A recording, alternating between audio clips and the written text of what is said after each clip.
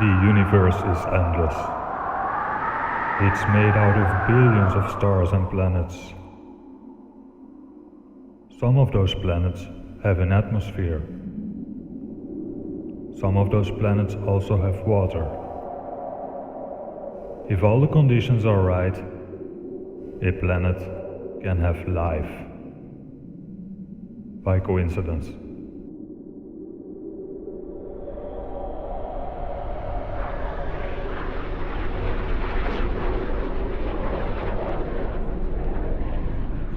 You are living on one of those planets. You evolved from monkeys into human beings.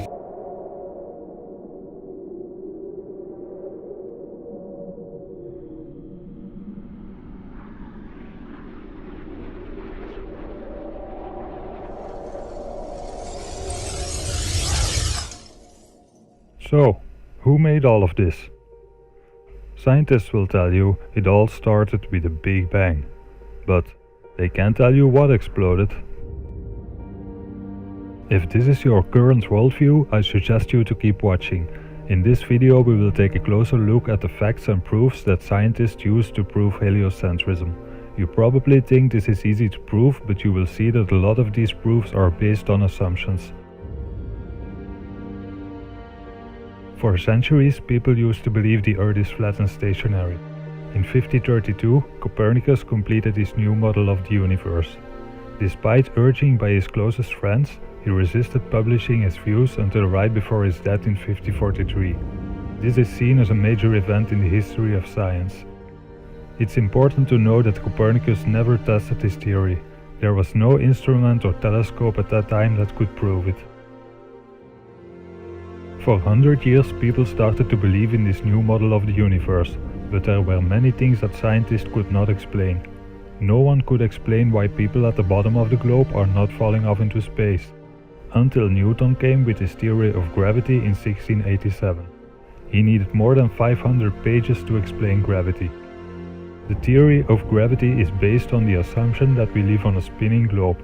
There was nothing that could prove gravity.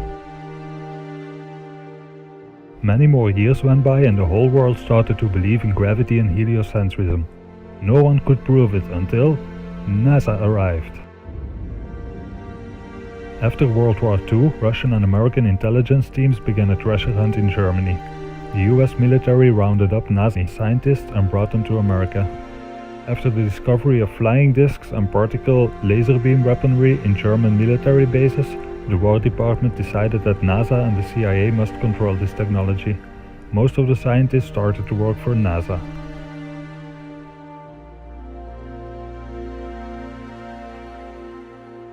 When NASA landed on the moon in 1969, they proved gravity, and in 1972 they made the first picture of the globe. Let's take a look at the proof of gravity. Well, in my left hand I have a feather, in my right hand a hammer. And I guess one of the reasons we got here today was because of a gentleman named Galileo a long time ago who made a rather significant discovery about falling objects in gravity fields. And we thought that where would be a better place to confirm his findings than on the moon. And so we thought we'd try it here for you. The feather happens to be appropriately a falcon feather for our falcon. And I'll drop the two of them here and hopefully they'll hit the ground at the same time. How about that? It proves that Mr. Galileo was correct in his findings. Until this day, this is still used as the official proof of gravity. Try to open the Wikipedia page for gravity and search for words like proof or evidence. You will not find it. The first picture that showed the whole globe was made in 1972 as the Apollo 17 crew left Earth's orbit for the moon. This picture has been used for over 30 years. It's in every science book and news article from before 2002. I have one big problem with this picture. This footage that was shown in a documentary aired on the BBC. And finally, the element that seals their fate. Of all the footage of Apollo 11 requested from NASA over a 5-year period, one gem was discovered just before the completion of this documentary. an old reel received by mistake. It contains the raw or unedited footage of the crew of Apollo 11, Michael Collins, Edwin Aldrin Jr. and Neil Armstrong, staging part of their mission for nearly an hour in living color, with exceptionally clear behind-the-scenes audio of conversations discussing the techniques used to achieve a disingenuous picture depicting the Earth at a distance in order to falsely demonstrate their far journey from it and their ability to survive passing through the Van Allen radiation belts. It cannot be misconstrued that this staging was done for some other reason prior to the mission, for the reel itself is slated and dated July 18th, 19th and 20th, 1969, the very days of the mission when they were said to be approaching and achieving lunar orbit. Furthermore, it is apparent they are in genuine zero gravity aboard the actual spacecraft, necessary to convince the mass media of their authenticity, just not any further than Earth orbit, as you will see. In this never-before-seen or heard footage, not only is the radio conversation between the astronauts and Houston Control audible, there is a secondary, private conversation taking place between the crew and a third confidential party, prompting the astronauts with what to say, when to speak, and how to effectively manipulate the camera to achieve the desired misleading effect. NASA claims that the Houston transmissions were the only ones taking place with the astronauts. Listen now as Houston Control initiates a conversation with the crew, only to find them too preoccupied with the behind-the-scenes trickery to respond. Moments pass and the oversight is picked up on by the clandestine third party, who quickly prompts them with talk. Immediately, Neil Armstrong speaks. Hello, Apollo 11. Houston, Goldstone says that the TV looks great. Over.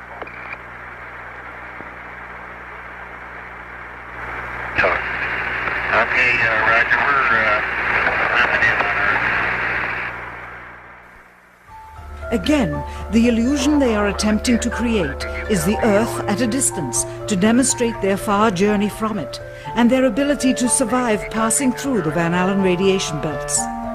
Understand, too, that only about 20 seconds of this raw footage was ever broadcast to the public, and these conversations discussing their deception were believed to be private, until now.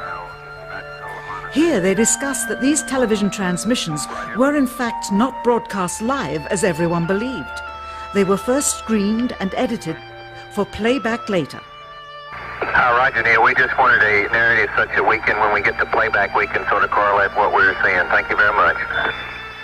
Here they discuss the fact that they have turned out the lights and have blocked out sunlight from entering the spacecraft through the other windows, as to not cause any reflected light to fall onto the spacecraft's wall in the foreground. Okay, very good. Well, we shut out the sun coming in some of the other windows into the spacecraft, so it's looking through the number one window, and there isn't any reflected light.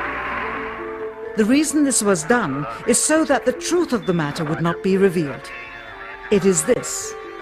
Though the federal government would have you believe that this is a view of Earth from a distance out of the spacecraft's window as it nears the moon, it is not. What they have ingeniously done is placed the camera at the back of the spacecraft and centered the lens on a circular window in the foreground, outside of which it is completely filled with the Earth in low orbit. The circumference of the window then appears to be the diameter of the Earth at a distance, with the darkened walls of the spacecraft appearing to be the blackness of space around it. That is why they wanted the interior dark and blocked out the sun from entering through the other windows. Here you can see the extruded window, probably 2 inches thick at the bottom. This is because the Earth shine is coming in at a downward angle.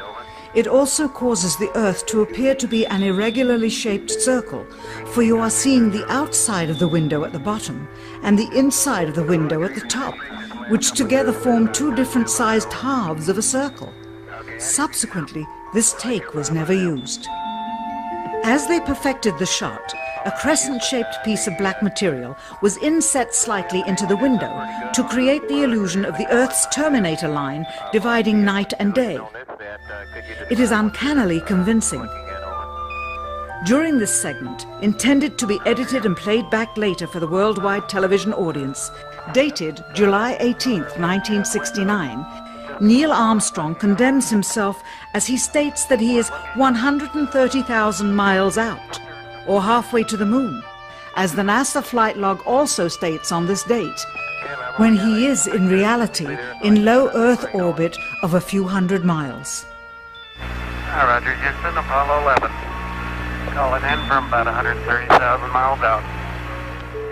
Here, during another segment, also intended to air after review, Neil Armstrong falsely explains to the viewers how the shot is attained by putting the camera's lens to the window's glass, as it would have to be if they were the claimed distance away from the Earth.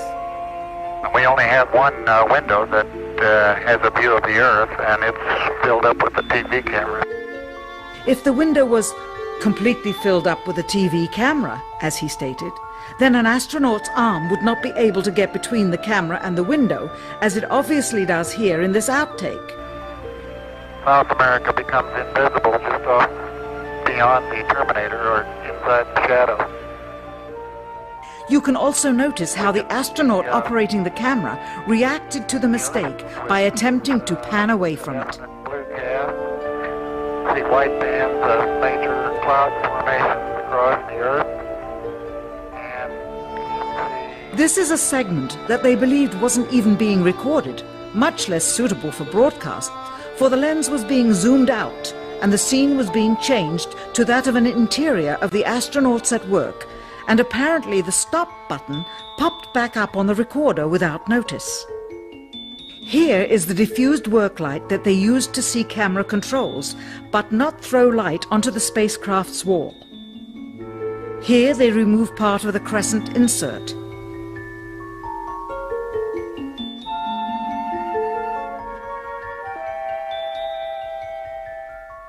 Finally, the iris is opened up and you can see the real location of the camera and the very bright and near Earth out the window.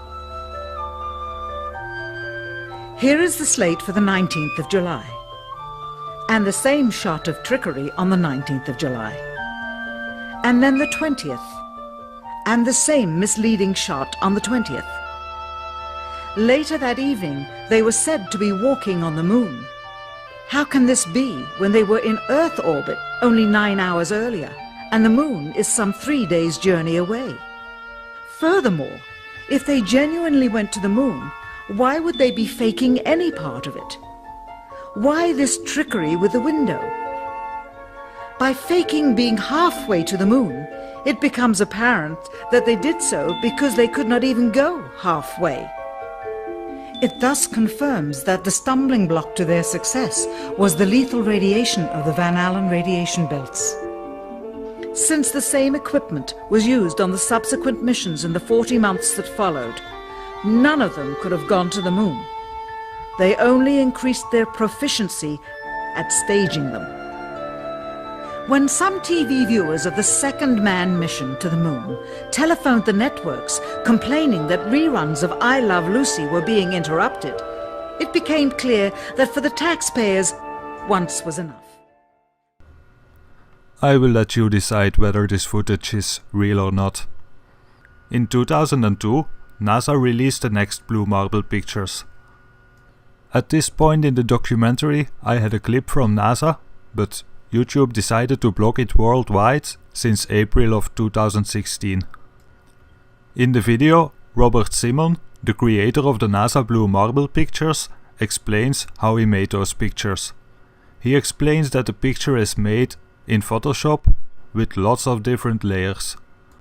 Since I can't show this footage anymore, I made a 2-minute clip where I will prove to you that the NASA Blue Marble images are not photographs but computer-generated images.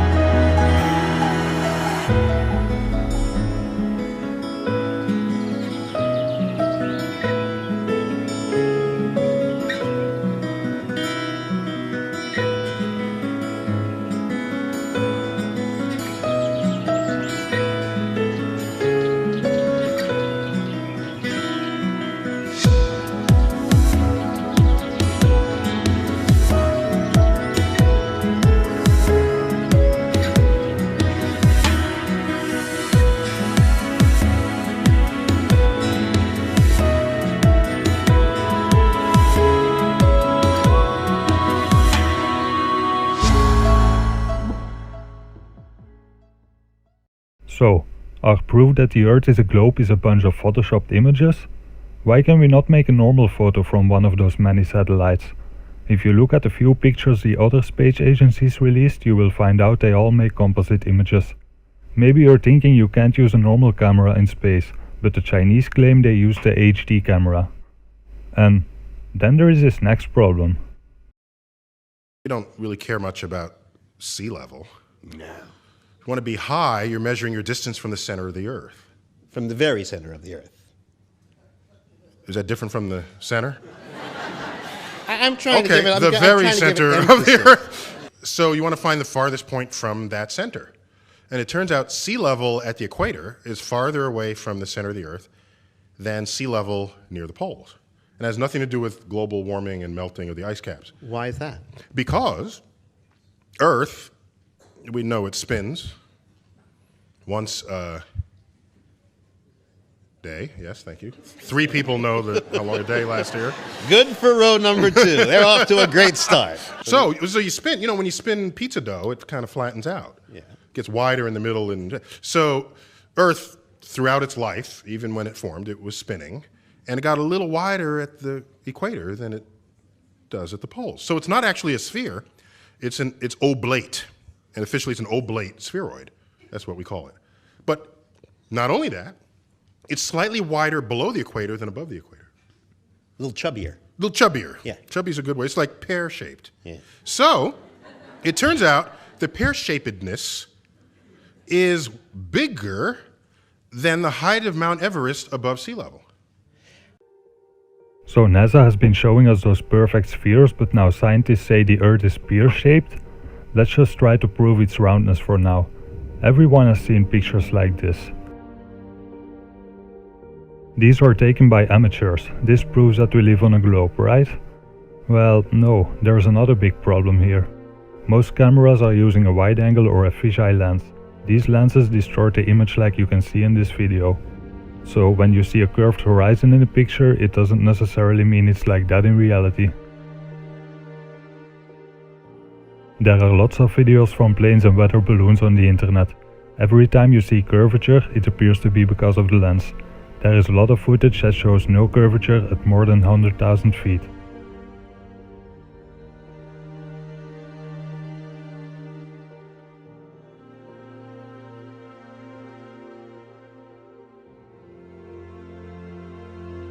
Don't panic yet, there are other ways to prove the Earth is a globe, for example the Bedford level experiment. The argument for all practical purposes came to an end when the Church of England was established by law during the 16th century. They rejected many laws of the ancient Catholic Church, and to appear forward-thinking, they embraced many radical scientific notions prevalent at the time, including Copernicus' round Earth theory. With this endorsement, the theory found its way into the schools, which were then largely controlled by the Church. It has remained there to this day, and many children have accepted it without question. Perhaps the most significant experiments were those carried out on a canal known as the Old Bedford Level. Located in Cambridgeshire, England, the canal is perfectly straight over an uninterrupted 6-mile stretch. While there, Parallax conducted many experiments, all towards one conclusion: to prove that the surface of the water in the canal was indeed perfectly flat. In one experiment, a boat carrying a flag rowed from one bridge to another 6 miles away. An observer with a telescope placed 8 inches above the surface of the water found that the flag and the boat were distinctly visible throughout the entire distance. If the Earth is a sphere with a circumference of 25,000 miles, then over a distance of 6 miles, the second bridge should mathematically be 16 feet below the observer's eye line. Many people have repeated this experiment and are getting the same results. This experiment was done by Matrix Decode. Subscribe to his channel, he made great videos about the flat Earth.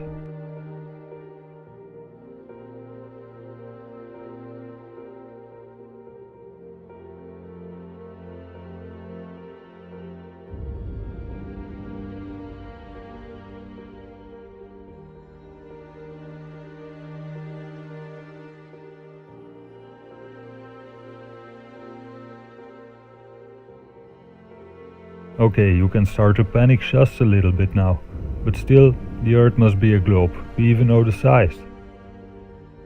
Eratosthenes was the first person to measure the circumference of the Earth. He did this by sticking two poles in the ground in two different locations far apart. By measuring the different shadows, he could calculate the size of the Earth. Many people tell me this is another proof that the Earth is a globe. But in order for this to be proof, we have to assume that the size and the distance to the Sun is correct. If you move the Sun much closer, you will get the same results on a flat Earth. 2,000 years ago, an Egyptian scholar by the name of Eratosthenes performed an experiment that he claimed proved the Earth to be a sphere. However, there are serious doubts about the accuracy of his data and his scientific procedures.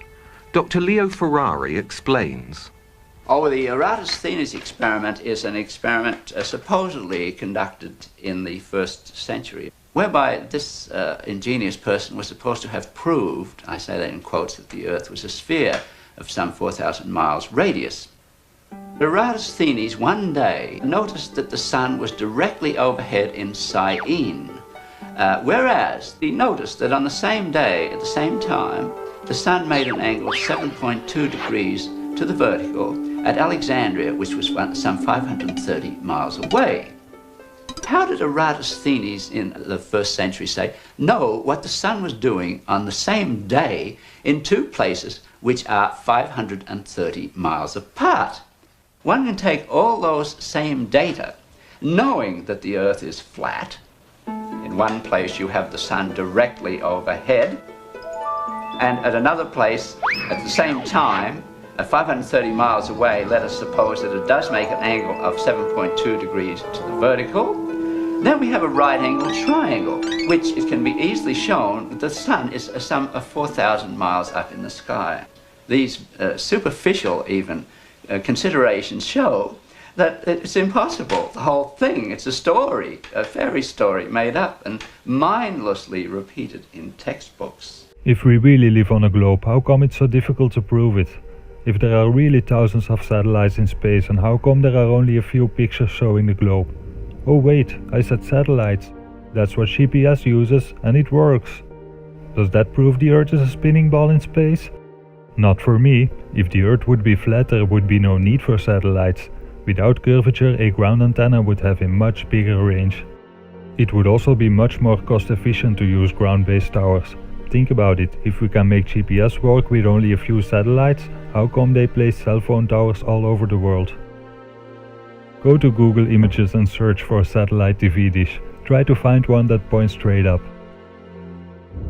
If you want to keep believing in the globe, it's time to stop watching. If you continue watching, there is no way back.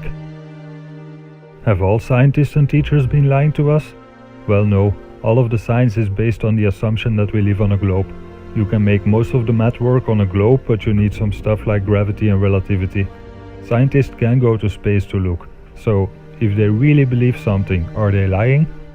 Have the space agencies been lying to us? Yes, but there's probably only a handful of people that know the truth. If you still trust NASA, please do your research. Search YouTube for ISS hoax or visit the YouTube channel Learn of the Jesuit Order.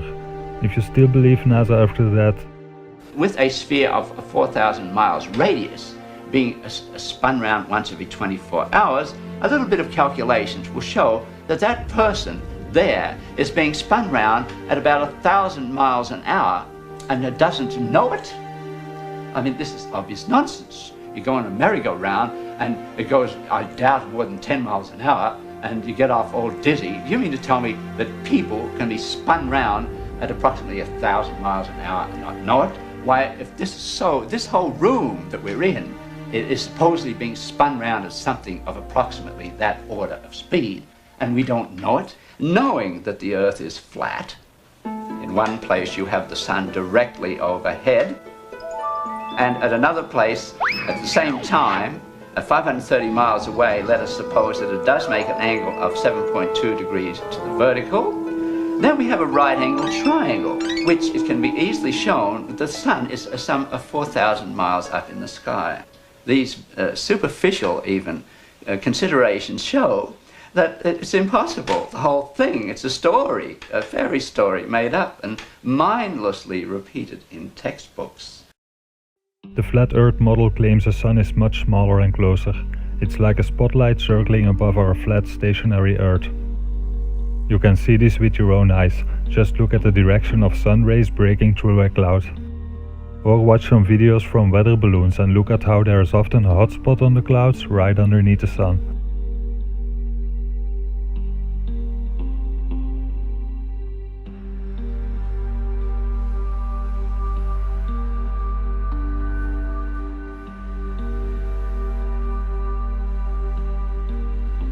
The flat Earth model has the North Pole in the center. Antarctica is 360 degrees all around all other continents. This means that from anywhere on Earth, if you follow north you will end up in the center, if you follow south you will end up in Antarctica.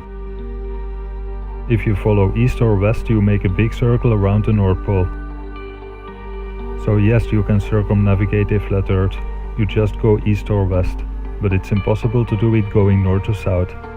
When it's summer solstice at the North Pole, the sun circles above the Tropic of Cancer. This explains 24-hour daylight at the North Pole. During the year, the circle gets wider and wider until the sun circles above the Tropic of Cancer 6 months later. This explains the seasons. This map is also the UN logo. But look, the size of the continents is totally wrong. Does it surprise you if I tell you the Mercator map is only accurate along the equator and nowhere else? Well, I'm not making it up.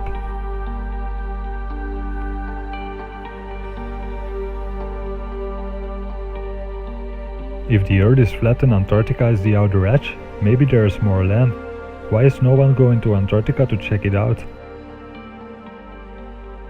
In 1961, 12 countries signed the Antarctic Treaty System. Today 53 countries have signed it. This treaty prevents everyone from going under 60 degrees south without permission. This afternoon I want to talk a little bit about the Antarctic Treaty. Now, I know everyone knows in detail about the Antarctic Treaty, right? Okay, well, I'm done. Okay. I want to talk about a little bit about the political history of Antarctica, and probably the most important question is, who's in charge? The treaty,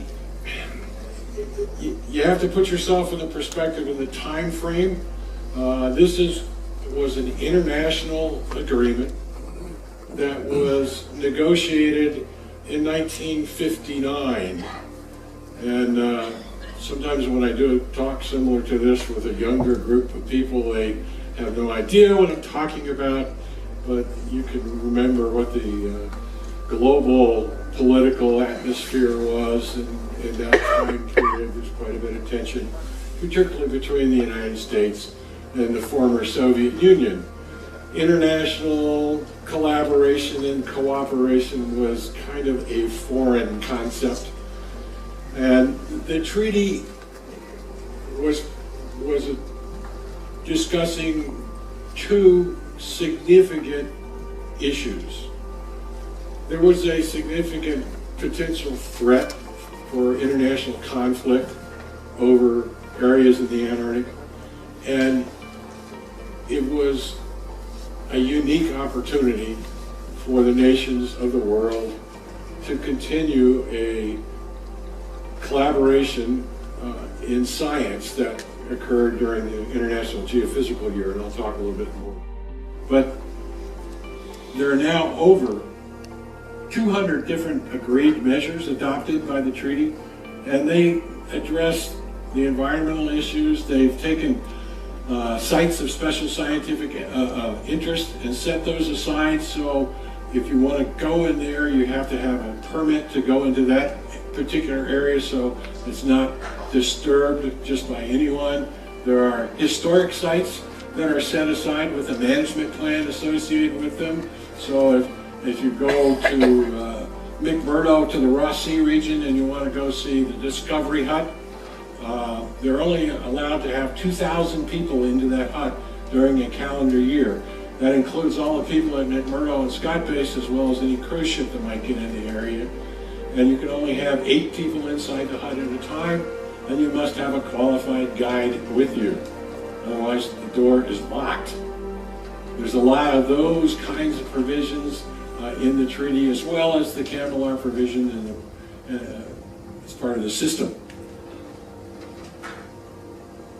It is absolutely amazing to me that you could get 12 countries in 1959, when you looked at that list of countries, to agree. Particularly the Soviet Union and the United States, but also Chile and Argentina and Great Britain, that all had overlapping claims, and to agree. But for this system to continue today, it's truly, truly remarkable. And people always ask, why don't they copy it? And there actually are parts of the Antarctic Treaty, especially the inspections and disarmament provisions in the treaty, that are part of other international treaties today. I actually was appointed, I was reading a report from a U.S. treaty inspection group one year, and as I was reading through it, it became obvious to me anyway, that some of the inspectors did not have an in-depth background of what they were looking at when they went to some other country's station. Of course, you have their list of everything their plans are and what they're going to do to look at, but they didn't know what they were looking at. So I wrote what I thought was going to be an internal memo about that, and the next U.S. treaty inspection group that went, I boarded an icebreaker in McMurdo Station and stayed on board for 6 weeks as part of the U.S. inspection team. So I got to be an inspector, and I've done that 3 times now for the Department of State. Now, one of the provisions in the treaty under those environmental protocols deals with tourism. And I want to talk to you a little bit about that, because we are all going to be directly affected by that. As I said to you earlier, the area of the Antarctic Treaty that it covers is any area south of 60 degrees south. So when this ship reaches that location, we are covered under those provisions. This ship cannot burn heavy fuel south of 60 degrees. This ship cannot carry heavy fuel south of 60 degrees. So the captain and the engineers have calculated very carefully how much heavy fuel they have on board, and they will be burning that off before we get south of 60 degrees. When we are south of 60 degrees, please, no food on the outside decks. You saw some pictures of birds earlier. If the birds come in, if you're out on the deck with food, and that bird comes in, you're in violation of the Antarctic Treaty under the U.S. laws, because this company operates from a U.S. company, so they have a permit from the Environmental Protection Agency to come here. No waste over the side. So please be careful if you're outside with a container with your coffee with a lid on it, please. Be careful with the wind that doesn't get blown off. No smoking on the outside decks when we're south of 60 degrees. There'll be a location on the vessel, I believe it's a small corner in that heavily used casino on board, that you can smoke. Please be careful when you're out on deck. If you're pulling your pockets out of your parka, you're pulling your gloves out, make sure you're not dropping any trash on the deck that might blow over. It is illegal to dump anything over the side when we're south of 60 degrees. And I cannot tell you again about food, because these boys are much better at scavenging than you are, and they will come in and get you, and if they do, that's illegal. And they are well briefed.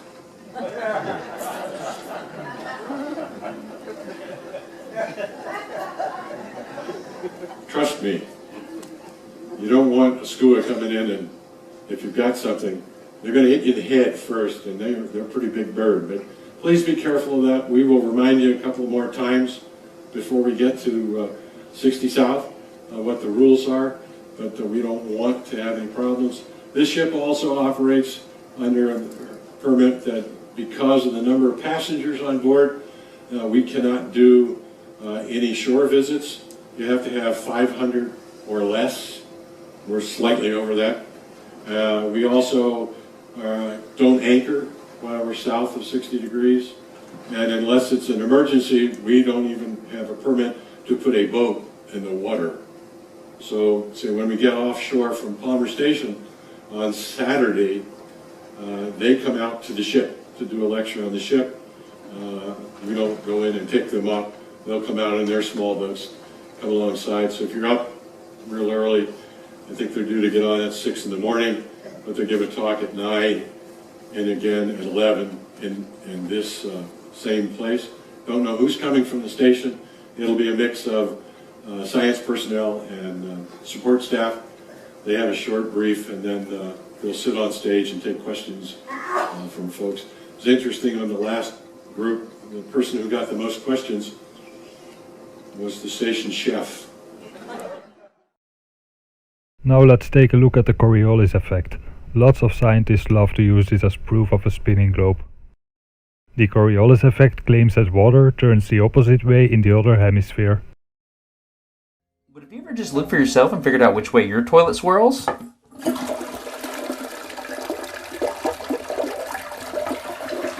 Here in Alabama, I've noticed that some turn counterclockwise and some go clockwise. You see, most toilets have little jets in it, so the swirl direction is determined by the design of the toilet and not which hemisphere you're in. Look on top and look at the lips. 1, 2, and 3. Remember, here in the middle, the forces cancel out, so that's why here, no whirlpool, no vortex, the water falls straight down. Okay? This is in the middle. But now I'm going to make just a didactic illustration for the south and then in north. Let's go to Australia. In Australia, there are cyclones. And those things like this. Ready?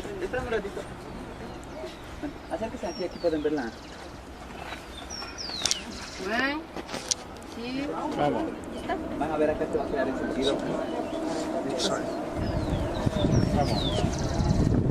Okay,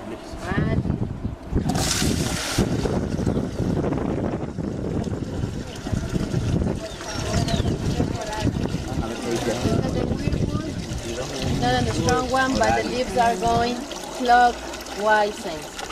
Cyclone to the speed like this. Allá es el sur. Sí, en sentido horario. This is south. Vamos a ver que allá tiene sentido. Now, let's go north. Let's go to Canada.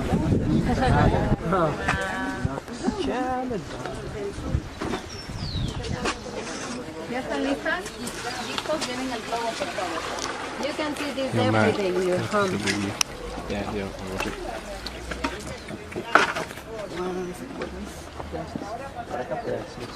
One, so big. 2, 3.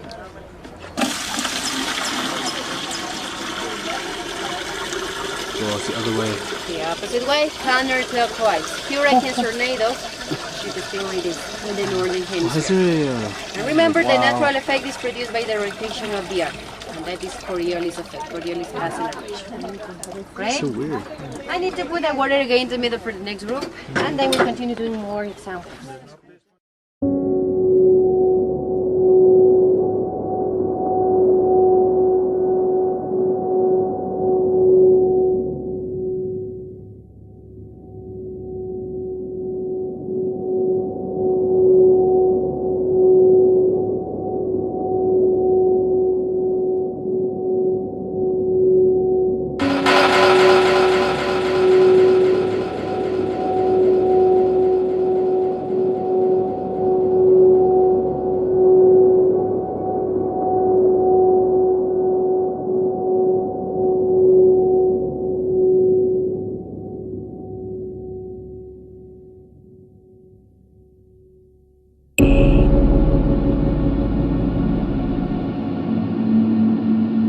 So,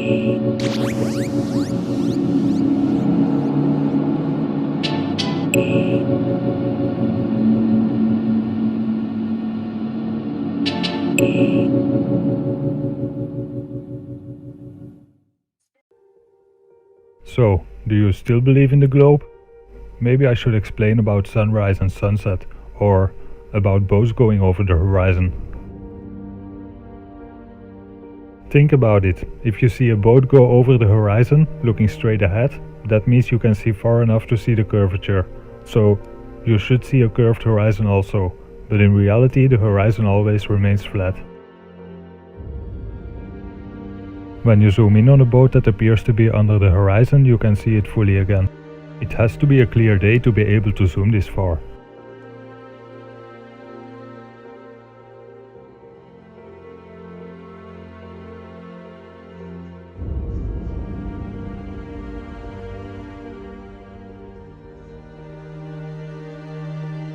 It's a matter of perspective. Everything converges in the center of your view. How far you can see depends on a lot of things like atmosphere and your altitude.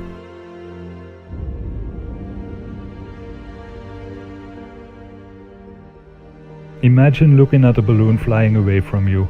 Even though it stays at the same altitude, as it gets further, it will appear to be lower to the horizon. Eventually, the bottom will start to disappear below the horizon until it's no longer visible. According to science, if you stand on a level plane, the horizon you see is around 5 miles away. If an object gets behind that point, it starts to appear below the horizon. If you take a camera and zoom in, the object reappears and the horizon you see will be more than 5 miles away. If you move up to a higher altitude, you can also see further. It's the same effect we get with sunrise and sunsets. It depends on the time of the year and the location, but you can often see the sun shrink in size as it moves away. If the sun is 93 million miles away, this would be impossible.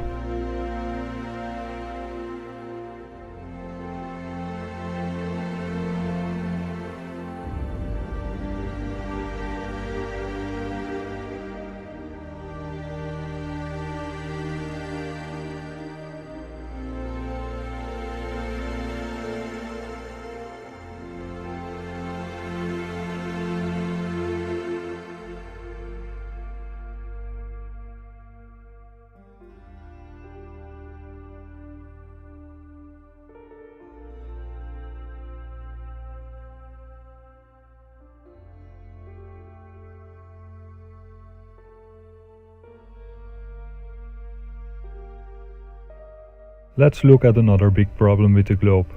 If you are living here, the sun will be right above you at 12 p.m.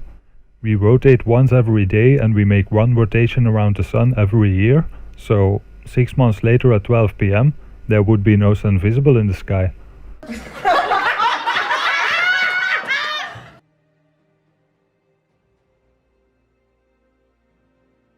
Hello, I'm Jeff Williams on board the International Space Station, Expedition 22, and today I would like to talk to you about centripetal force. A big word, but I know you use it and take advantage of it every day. We've heard about acceleration, linear acceleration and angular acceleration. With angular acceleration, there's a force that's produced. A force, of course, is required to produce an acceleration. That's true in a linear acceleration and an angular acceleration. If, let's say we were to take this object here. This is a tool. It's a special tool that we use on board the space station, actually during spacewalks. But it's a heavy metal object, and that's what I really wanted to use. And you can see I have it tied to a string, or with a string, onto this bungee right here. And it's just floating here in weightlessness. And you can see the string here is rather loose, and it's just kind of floating randomly. If I were to rotate this thing on the string around this bungee, and let me do this,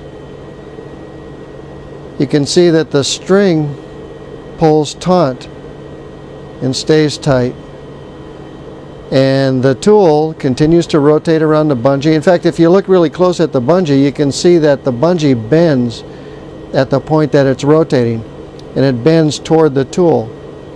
And that is caused by the centripetal force due to the angular acceleration of the tool as it rotates around, keeping this string tight and keeping the rotation in a circular motion. It's the same kind of force that applies to the rotation of planets around the sun, or the moon around the Earth, or the space station around the Earth. Thank you for explaining that, NASA. However, I have a huge problem with this. Maybe you are wondering what centripetal force means. I'm sure you all know centrifugal force, the force that would make everything fly off into space if we would not have gravity.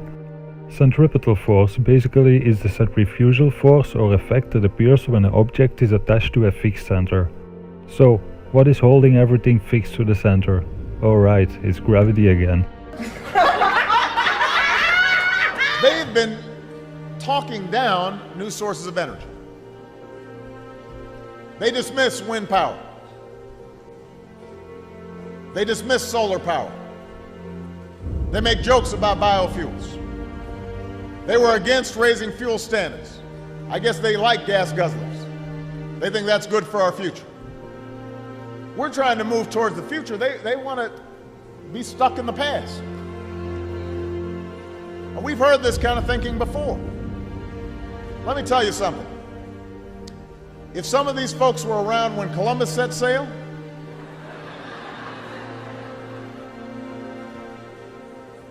they must have been founding members of the Flat Earth Society. They would not have believed that the world was round.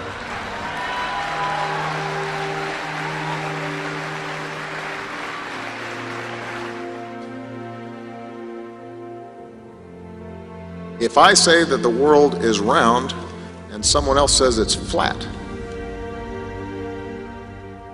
that's worth reporting.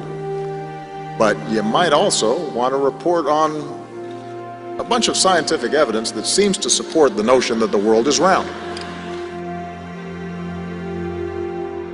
Because, you know, it's not just the flat earth stuff that's just hyping up, it's also the alien stuff. Because, see, to have aliens, you gotta have space travel in a globe. And so, boy, it's just like a panicky kid trying to super clean his room because he actually broke something of his parents, and he, you know, I mean, that's what it seems like they're trying to really get our imagination again with all kinds of pictures and stories, and because they've lost us. Yeah. I wouldn't be surprised to see their next big false flag saw be some kind of alien related thing. Yeah, no doubt. They've been planning that one for years, and I think it's too late for them, and they got to be pissed about that. Yeah. So this is like the original Apollo, you know, only photo from space. That's the blue marble, classic blue marble. Here's the second real photo from space. Notice any? We grew. Where's look the parachute? Look at this shit. Can you look at America here? And even the shape and everything. And then this. Are you kidding me, right? Somebody call Neil deGrasse, ask him where the parachute is at. Well, it's right here. See? Oh. Just gotta squint. You just gotta squint. Yeah. Okay, I mean, squinting really. works. Really. This is what you guys believe. This right here. You wanna tell me NASA doesn't fucking lie? Matthew, You think we went to the moon? Matthew, when you have to shoot, don't talk. Because I said I don't feel it spin, and he's like, well, you wouldn't feel it spin. So we wouldn't feel it spin if we're used to the spin. And I had somebody else tell me that just because they don't see the C curve doesn't mean there is no curve, just because they haven't seen it. You know what I mean? I don't know, weird shit like that. We're too small on the big globe to see curves, right? Which one's a photo? Which one's a painting? Photo, painting, photo, painting. We are being brainwashed. Kids are being brainwashed. Be the change. Think for yourself and do something about it. Go to the NASA channel and ask questions. Contact professors at universities and ask questions. Do experiments and research and believe in yourself. One person can make a big difference. Thank you for watching. Please subscribe. And in case you want, feel free to re-upload. Now that Prince Harry and a team of injured servicemen and women have been walking to the South Pole, well, they've got there, they've completed the 200-mile Walking with the Wounded South Pole Challenge, that's its proper name. They've spent more than 3 weeks trekking through Antarctica, and this was what it sounded like at the moment when they arrived at the bottom of the world. Let's go!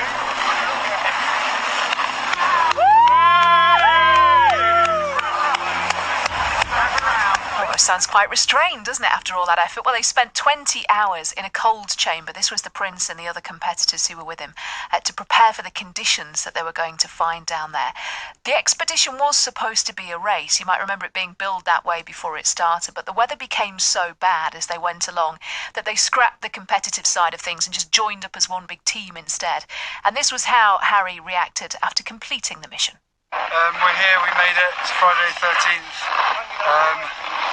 We've had so many things go against us. We've had beautiful weather, but bad weather before, and bad terrain and injuries and stuff like that, but everyone's made it, all 12 of them, the whole group of 20, whatever it is, but the 12 wounded soldiers have made it. Couldn't have made it without everyone's help, especially back home. You know, the founders, Ed and Simon as well. But everyone is so happy. Everyone's touched the ball. We've all had photos. We've all had hugs, a few tears here and there. But all in all, mission success, basically. If you're wondering about that ball that he was talking about, it's the ceremonial South Pole at the Amundsen Scott South Pole Station. It's like a metal sphere on a red and white pole, and it's partly surrounded by the flags of the signatories of the Antarctic Treaty. So it's lovely for a photo, but the problem with it is it's not the real South Pole. It's about 300 meters away. So at the real South Pole, what is that? Well, there's nothing. That's the thing. You can't see. To do it properly, to cover all your bases, you have to do both. You have to do the picture with the ball, and then you have to go and kind of hang around at the exact Why don't they move the ball longitude to and where latitude. the actual thing is? Well, that's a very sensible question. Something for you It's to not work one on. I can answer, Okay. but it's a very good point. Let's have a look at the weather.